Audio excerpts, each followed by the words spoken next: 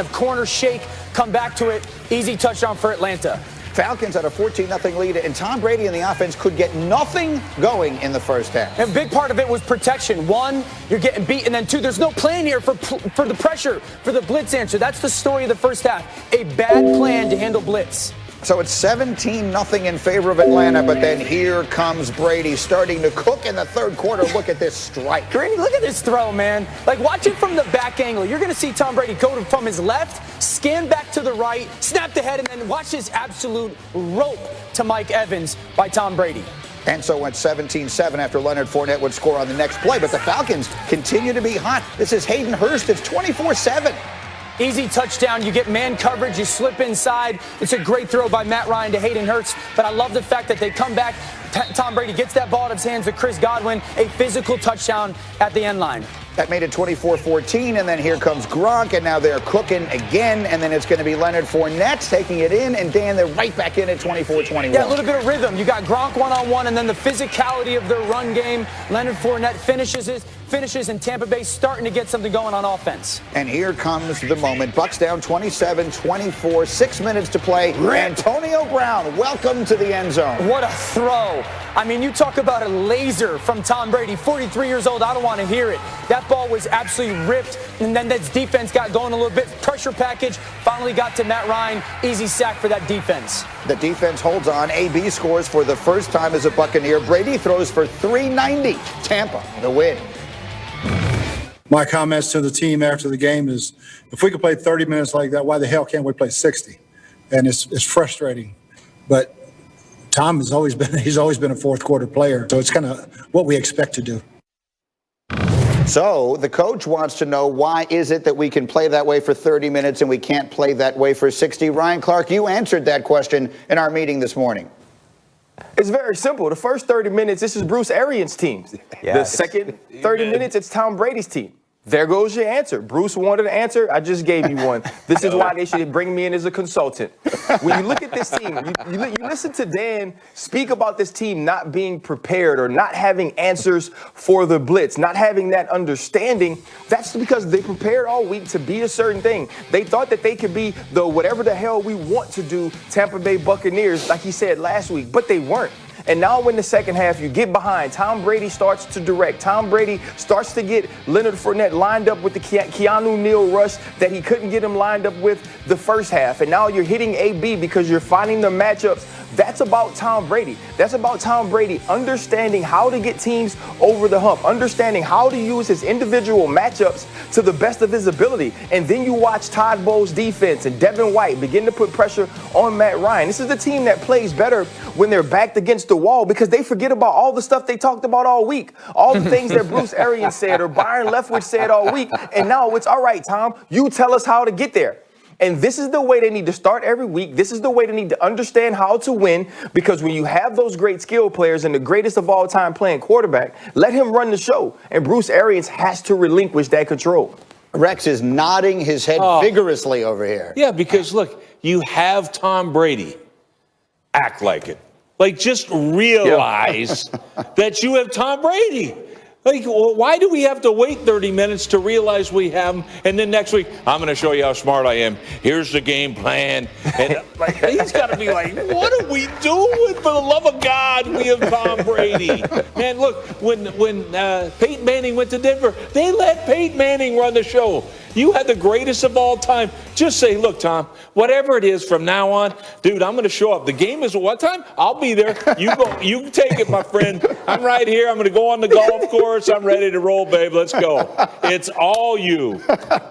Dan, get more specific. What is it in the second half? Take me through it. I could hear you in your voice, the enthusiasm during the highlight. What is it that you're seeing in that second half? Okay, so in the first half, RC touched on it. Like, there's no plan for handling pressure. It's to handle pressure, it's either get the ball out or commit numbers to protecting it. They did neither of that in the first half. And then the second half, you watch them bringing in an extra tight end. You watch them use a little bit more play action. They committed 6 or 7 guys into their protection because Atlanta had so much success. And all of a sudden, it's like, wait, we're keeping Tom Brady clean. And then I've said this for weeks. Your receivers don't need help. They're that good. All you have to do is make sure the quarterback is upright. All you have to do is make sure that you have the wall in front of him. When the wall is in front of him, he will cook. AB can win. Mike Evans can win. Godwin can win. Anyone who tells me Tom Brady can't play anymore, just watch the last 30 minutes. He threw for 320 yards in his second half in the NFL. He threw for a quiet 400. I don't care if it's against Atlanta. Like, that's the difference. Right. They go into the first half. They go into the first half, and it's like Tom Brady's on his back all the time. Did you not think that you, who have struggled with pressure all year, the defense wasn't going to come out and pressure you? And then all of a sudden, in the second half, they come out, and it's like, all right, we'll keep an extra tight end. And, you know what, we'll chip with our tailback. We'll use some play-action pass to make the defense hesitant. And then you watch Tom Brady do whatever he wants with the football. I've said it since October. As long as they keep Tom Brady clean, both with plan, execution, this offense will be fine. Look, it's a week-to-week league, and we'll get through some of the other results as we go. But on a weekend where Green Bay didn't look all that good and the Rams suffered an embarrassing defeat and a lot of other New Orleans loses a game yesterday. This week, the Buccaneers look like a potential Super Bowl team with the way they played in that second half. Everybody stay close. Much more.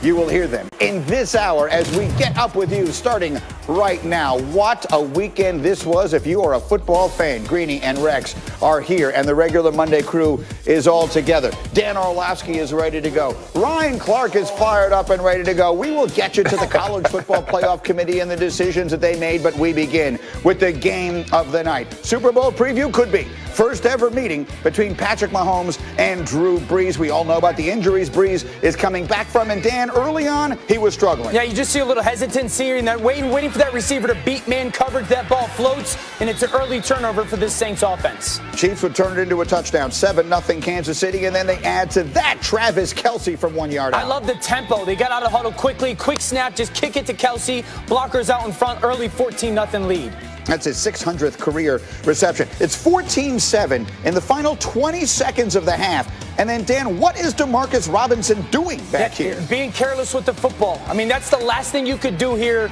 is to fumble this ball away. It gets punched out, and all of a sudden, Anzalone's got an easy touchdown. You got into the cradle position. You know, fall on your side as you go chase that football and kind of pull it into your belly. There should be a touchdown for this Saints special teams. Instead, it's a safety, so it's 14-9 instead of potentially 14-all at the half. Third quarter, same score. Brees starting to cook. Yeah, just as great protection and then patience by Brees. You see the Brees and then the drift and then the touch throw to Latavius Murray as he leaks out, finds that front pylon. Saints finally score a touchdown. They take the lead. They go for the two. They don't get it. So it's 15-14. And then Patrick Mahomes, how do we describe this? I can't.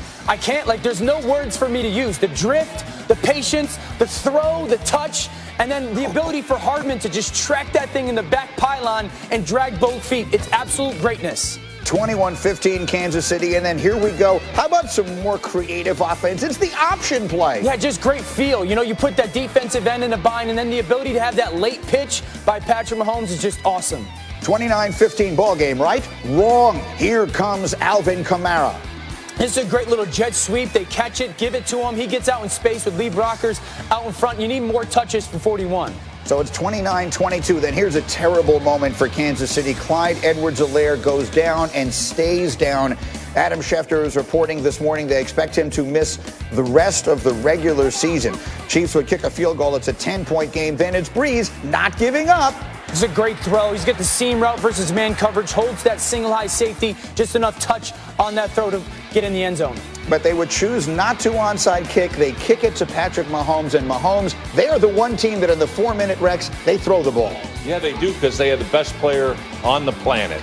And every single time they do it, here they actually ran. They throw it for one first down, they run it for another, and in the end, Mahomes and Brees each throw 3 touchdowns, and it is Kansas City that holds off the Saints on the road 32-29. Drew Brees finishing the day, completing 44% of his throws. That's the third lowest in any game in his career, his worst since 2006. He started the game 0 for 6 with an interception. Of course, we should make clear, again, in case you forget, that he was coming back from all of those injuries with the broken ribs and the lung. And so I guess I would ask you, Rex, now that we have seen the game play out, did they make the right decision starting Brees? 100% yes, they did. Absolutely. Look, he had to get this game in.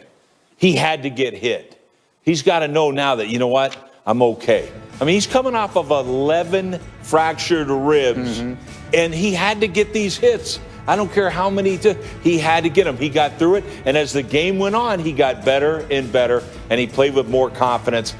Absolutely right decision. And so, look, if you're a team like the New Orleans Saints, there are no moral victories. But, Ryan Clark, if you were the Saints walking out of that stadium yesterday, do you feel mostly good or mostly bad? No, you walk out of that stadium confident. You walk out of that stadium feeling bad because you lost, but feeling good because you know if you play any mere mortal, you win that game. You look at Trey Hendrickson, Gardner Johnson, Marcus Williams. These guys played out of their mind defensively for the New Orleans Saints yesterday. It was just that you were playing against Patrick Mahomes.